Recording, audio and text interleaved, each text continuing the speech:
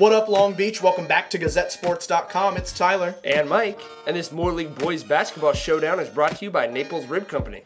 We are in Compton. All eyes on the Moore League Showdown. Number 1 Poly against number 2 Compton. This one's a fight for Moore League supremacy. And the Tar Babes, they run under Vic Robbins. He says, "This is my house," and he looks to protect it tonight. You know it's a party. We got the DJs in the house, but Rashawn Prince is about his business.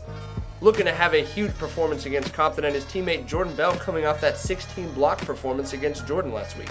What would he be capable of, and what is Isaiah Sweeney capable of? He salutes the camera to get this one going, and the Tar Babes with the throwdown. Basket Robbins mixing in some Skittles right there. Then he gets the roll, and Compton off and running behind that home crowd. Cartwright drops the dime to Pruitt, but the Jackrabbits behind Jordan Bell, who's daily on the block, get the fast break going.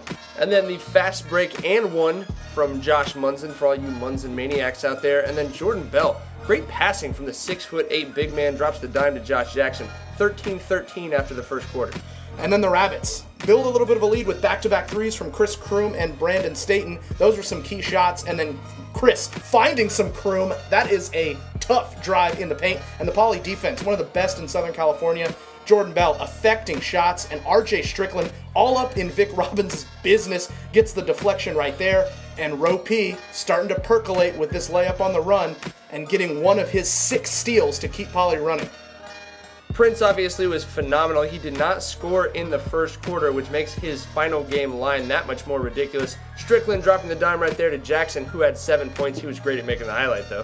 Yeah, indeed he was. And speaking of 7 points, that's all Compton could muster in the second quarter. Behind these 2 buckets late, Vic Robbins knows he has a lot of work to do in the second half as his Tar Babes trail by 16. Jordan Bell, once again, the block starts it. Poly out running, and if the first shot misses, it's okay because the Prince will clean it up. Oh my. There's your first tip jam right there, and then a double helping of putback dunkify. Jordan Bell dropping the dime to Prince. Again, great passing from the big man. Poly fighting on defense, but Isaiah Sweeney started to take things over. He had 10 of his 19 points in the third quarter. He goes and one, then he goes floater, and if an and one is good, how about another? 2-0, really keeping Compton alive, working real hard, but Ro P stays working the glass. He had 12 rebounds on the night. Poly up 50-34 headed to the fourth. But Isaiah Bailey keeps that Compton comeback going. You see a couple of scores from him right here. Tar Babes not wanting to go away in front of their home fans. And in the meantime, what you're seeing as Sweeney scores is that Poly wasn't scoring. They went 5 minutes without scoring as Compton starts on a 12-1 run. They cut the lead to 5 points within a minute. Chris Kroom goes on the floor, gets the timeout, but that is not the important part of this call.